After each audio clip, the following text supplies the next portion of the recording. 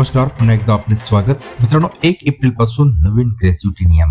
हातात येणाऱ्या पगारावर होणार परिणाम, पात्रता आणि गणनेचे स्पष्टीकरण जाणून घेऊया या व्हिडिओच्या माध्यमातून. त्याकरता हा व्हिडिओ शेवटपर्यंत पहा. मित्रांनो, चॅनलला आपण अजूनपर्यंत सबस्क्राईब केलं नसेल सबस्क्राईब करा, व्हिडिओला लाईक करा आणि ही मोठी बातमी आपल्या मित्र व परिवाराला सुद्धा शेअर करायला विसरू नका. तर मित्रांनो, गेल्या वर्षीच्या अखेरीस सरकारने जाहीर केलेल्या नवीन कामगार कायद्यानुसार भारतीय कर्मचाऱ्यांना जास्त ग्रॅच्युटी मिळू शकते.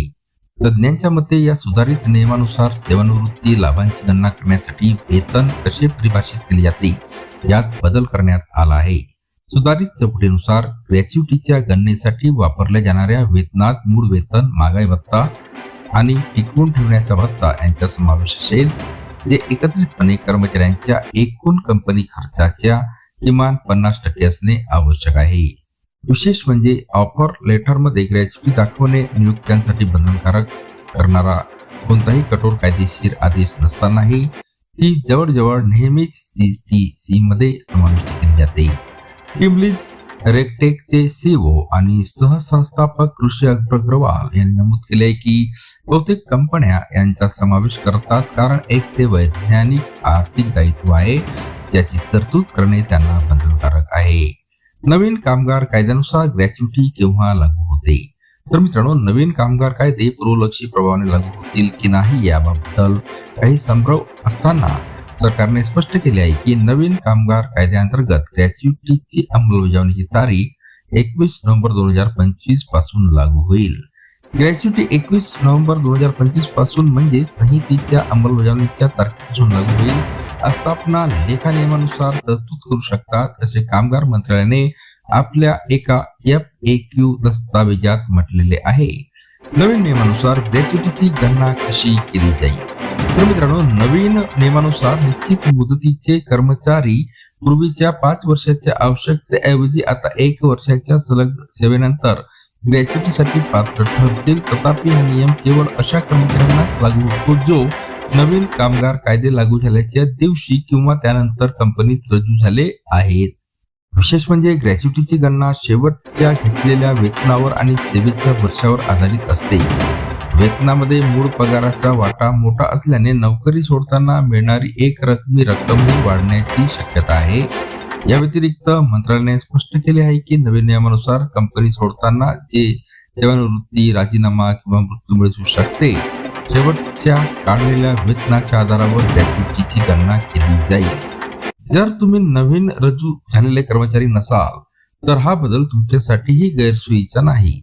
अग्रवाल यांनी नमूद केले की हा कायदा भविष्यलक्षी पद्धतीने लागू होत असल्याने जर कर्मचारी अंमलबजावणीनंतर नोकरी सोडत असेल तर ग्रॅच्युटीची गणना शेवटच्या काढलेल्या वेतनावर केली जाते. याचा अर्थ असा की गणनेच्या उद्देशाने वाढीव वेतन आधार पूर्ण झालेल्या कार्यकाळासाठी लागू होतो, ज्यामुळे सेवा समाप्ती लाभांमध्ये लक्षणीय वाढ होते, असे त्यांनी नमूद केलेले आहे. रुपये 1 लाख मासिक पगारासाठी ग्रॅच्युटीची गणना कशी होते पहा. मित्रांनो, इथे आपण दाखवत आहोत. तर जुनी रचना आणि नवीन वेतन रचना आणि फरक. ग्रॅच्युटीसाठी मासिक आधार जर 30,000 रुपये आपण जुन्या रचनामध्ये पकडला तर नवीन वेतन संहितेमध्ये 50,000 आणि याचा फरक 20,000 होईल. एकूण मिळणारी रक्कम 5 वर्षाची 86,586 होईल, जुन्या 38 होईल जुन्या रचनेनुसार, आणि नवीन वेतन संहितेमध्ये 1,44,231 अशा प्रकारे हा फरक राहील 57,993 रुपये. ग्रॅच्युटीसाठी नवीन पात्रता काय आहे? मित्रांनो, अग्रवाल यांनी नमूद केलेल्या काही सामाजिक सुरक्षा संहिता 2020 अंतर्गत पात्रतेचे नियम देखील विस्तारित करण्यात आले आहेत. ते असे आहे: जरी नियमित कर्मचाऱ्यांसाठी साधारणपणे 5 वर्षाची सेवा आवश्यक असली तरी निश्चित मुदतीचे कर्मचारी आता केवळ 1 वर्षाची सेवा पूर्ण केल्यानंतर प्रमाणानुसार ग्रॅच्युटीसाठी पात्र ठरतात. दुसरा आहे, या व्यतिरिक्त कायद्याअंतर्गत समाविष्ट असलेल्या कर्मचाऱ्यांसाठी त्यांच्या शेवटच्या वर्षातील 6 महिन्यापेक्षा जास्त असलेला कोणताही सेवा कालावधी देय रकमेच्या गणनेसाठी पूर्ण वर्षापर्यंत पूर्णांकित केला जातो. बदलानंतर कर्मचाऱ्याला किती जास्त ग्रॅच्युटी मिळेल? तर मित्रांनो, अग्रवाल यांनी नमूद केले आहे की ज्या कर्मचाऱ्यांचे मूळ वेतन पूर्वीपासून त्याच्या CTCच्या 30% निश्चित केले जात होते, त्यासाठी किमान वेतन हे 50% ठेवल्याने ग्रॅच्युटीच्या रकमेत 66% वाढ होते. त्यांनी स्पष्ट केले की वेतन या नवीन व्याख्येनुसार जर कर्मचाऱ्यांच्या त्यांची एकूण रक्कम सीटीसीच्या 50% जास्त असेल तर ती अतिरिक्त रक्कम आपोआप मूळ वेतनात परत जोडली जाते. ग्रॅच्युटीची गणना शेवटच्या काढलेल्या वेतनावर आधारित असल्याने ही अट देय रकमेसाठी एक उच्च कायदेशीर किमान मर्यादा प्रभावीपणे स्थापित करते, ज्यामुळे नियुक्त्यांचे एकूण दायित्व वाढते, असे ते पुढे म्हणाले. तर मित्रांनो, पुन्हा भेटूया नवीन अपडेटसह पुढच्या व्हिडिओमध्ये. धन्यवाद.